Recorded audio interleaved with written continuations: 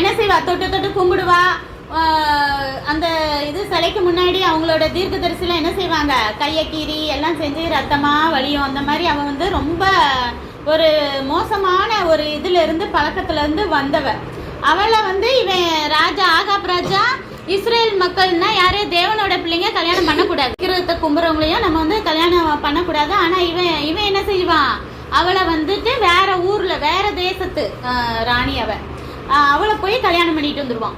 எப்ப என்ன செய்வாங்க, இங்க கவனிங்க, கொஞ்ச நாள்ல என்ன செய்வாங்க, ஒய்ஃபு பேச்சை கேட்டு கேட்டு கொஞ்சம் கொஞ்சமா அவங்களுடைய இதெல்லாம் கொண்டு பழக்கம்லாம் வந்துடும் இல்லையா.